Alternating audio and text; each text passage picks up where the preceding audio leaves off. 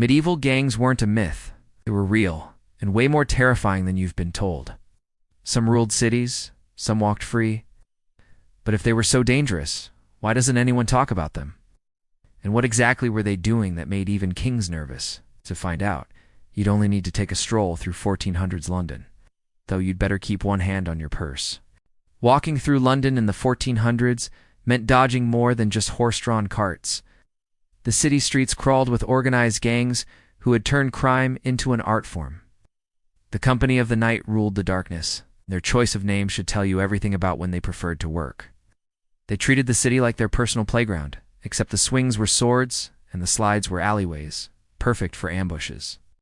Gang members strutted around with daggers hanging from their belts, as if carrying deadly weapons was perfectly normal behavior.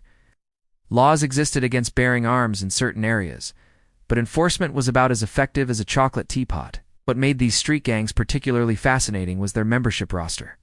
Poor, desperate peasants didn't fill their ranks. Instead, wealthy merchant families provided most of the recruits.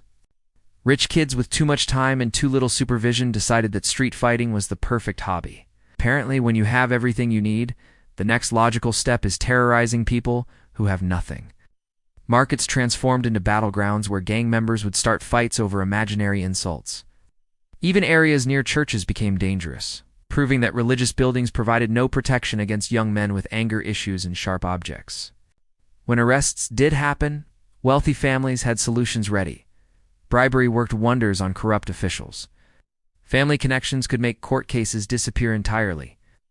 Getting out of a medieval jail was easier than getting a good table at a popular tavern. You just needed the right connections and enough coin. London authorities attempted weapon bans in specific neighborhoods, but these laws had all the stopping power of a stern letter. Some groups operated for years without facing serious consequences, treating the city like their personal territory. These urban criminals were just the beginning of a much larger problem spreading across the countryside. Medieval England's highways were about as safe as swimming with sharks, while wearing a suit made of fish. Highway gangs had transformed every major road into a potential crime scene, turning travel into a game of chance where the stakes were your life and everything you owned. These criminals weren't desperate outlaws living in caves. They were organized professionals who approached robbery with the same planning that merchants used for legitimate business. The only difference was that their customer service involved considerably more threatening and significantly less smiling. Strategic positioning was everything in the highway robbery business. Gangs set up operations along trade routes, near dense forests, and around border regions where escape routes were plentiful. Disguises became standard equipment for the clever groups.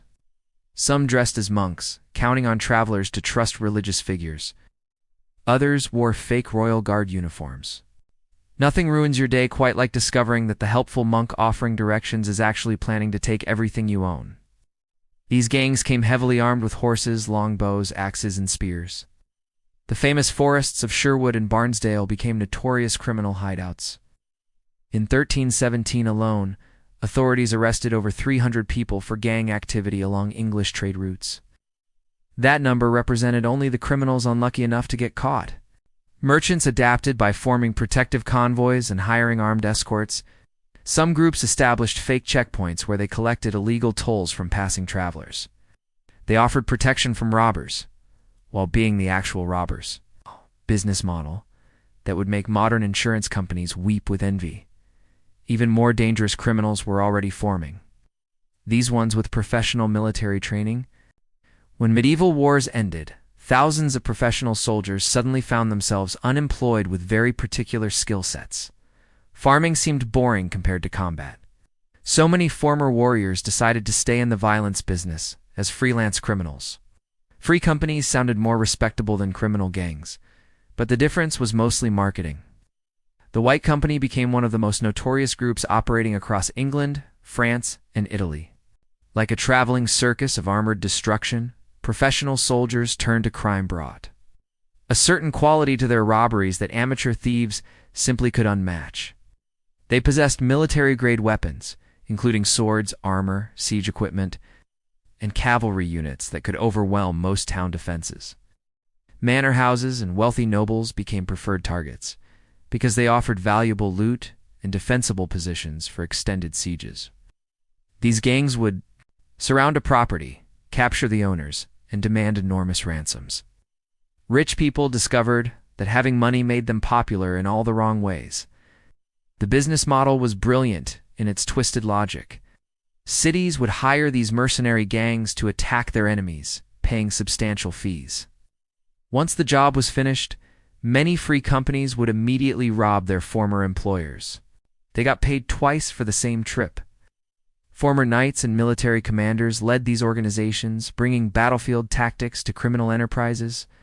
They established proper command structures and operated like legitimate armies with robbery-focused mission statements. These armored criminals proved that chainmail and moral flexibility made a devastating combination.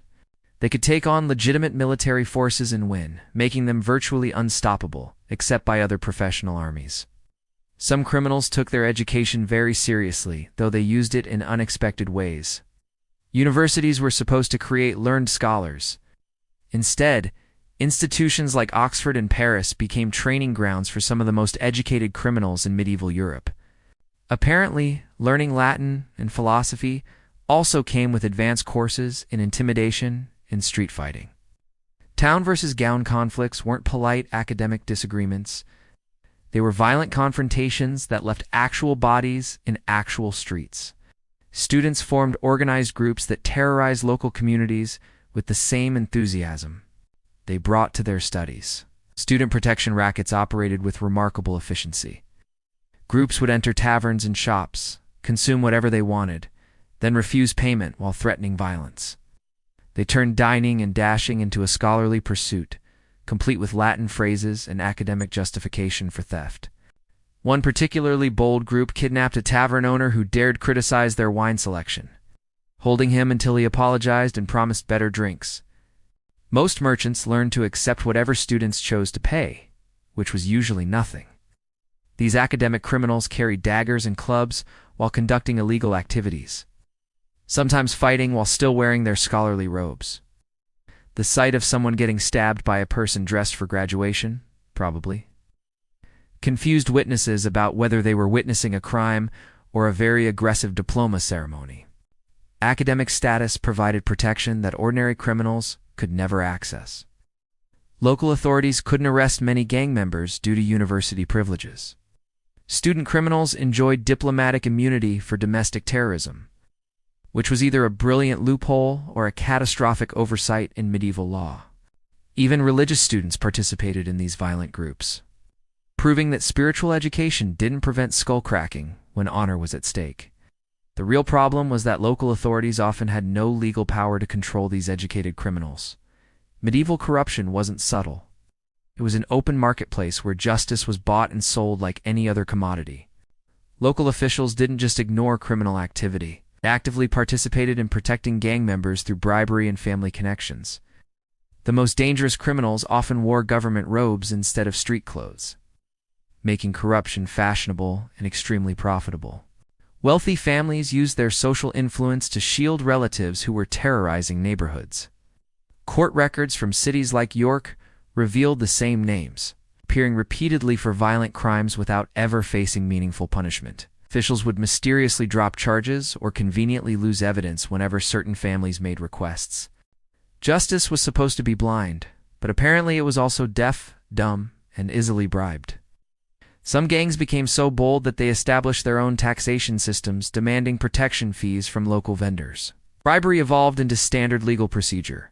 Gang members would arrive at court hearings carrying bags of coins, knowing that financial arguments were more persuasive than legal evidence. Festival security became a particularly creative criminal enterprise. Gangs would volunteer to provide protection during public events, then use their official status to shake down vendors. They got paid by the city to commit crimes against citizens. These groups created independent territories within larger cities, proving that urban planning could be accomplished through violence and intimidation just as effectively as through proper government. Regular citizens couldn't rely on official protection and had to find alternative solutions to gang violence. When official law enforcement failed completely, ordinary people decided to handle crime prevention themselves. Farmers, shopkeepers, and craftsmen formed unofficial patrols to protect their communities from gang violence. Fighting professional criminals with farm tools and hunting equipment was like bringing a pitchfork to a sword fight, except sometimes the pitchfork won through sheer determination. Villages developed ingenious defense strategies, including digging traps and roads to stop horse-riding robbers. Captured gang members found themselves imprisoned in barns and cellars. Vigilante groups created their own legal systems since official courts were corrupt or ineffective. Local justice became a community activity, where everyone got to participate in deciding whether criminals deserve punishment or just really stern lectures. Punishments reflected community creativity. Public whipping sent messages. Head shaving marked criminals for easy identification. Banishment removed problems permanently, without requiring imprisonment costs. Peace guilds formed in towns where individual action wasn't sufficient to handle organized criminal gangs. These coalitions created many armies of angry shopkeepers and determined farmers. The main problem with taking justice into your own hands is that power corrupts everyone, not just the people you're fighting against. Some vigilante groups eventually became as brutal as the gangs they originally opposed. Once people got comfortable with violence, distinguishing between justice and revenge became difficult. Community self-defense worked until the defenders decided they enjoyed the work too much to stop when the original threat disappeared. These land-based criminal enterprises eventually expanded to include water-based opportunities. Medieval piracy represented organized crime taken to its maritime conclusion. Port cities became headquarters for criminal networks that treated the ocean like their personal highway system, complete with toll booths operated at sword point. The Vitalian brothers dominated the English Channel and North Sea with professional efficiency. They probably didn't have parrots or treasure maps, but they definitely had the weapons and attitude to make merchant sailors wish they'd chosen different careers. What made pirate gangs particularly dangerous was their semi-legitimate status during wartime. Kings and nobles would secretly support pirate groups, using them as unofficial naval forces. Government-sponsored piracy was apparently an early form of outsourcing military operations to private contractors who happened to enjoy theft and violence. Entire coastal communities faced ransom demands from pirate gangs who threatened to burn ships and destroy homes. Towns were forced to choose between bankruptcy and complete destruction. Pirate vessels were designed for speed and surprise. Small, fast ships could outrun larger naval vessels while launching, devastating attacks on slower merchant vessels. Pirates discovered that running away quickly was just as important as fighting effectively, especially when your business model depended on not getting caught. One gang gained notoriety for kidnapping a bishop and demanding barrels of wine as ransom instead of gold. Apparently, even professional criminals understood that quality alcohol was more valuable than money. When it came to celebrating successful crimes, coastal communities often found it cheaper to pay regular tribute to pirate gangs, rather than constantly rebuilding after raids. Medieval piracy became so integrated into the wartime economy that many authorities stopped trying to eliminate it and instead focused on directing pirate attacks toward enemy nations. Medieval gangs demonstrated that organized crime has always been a persistent human problem, regardless of historical period or available technology.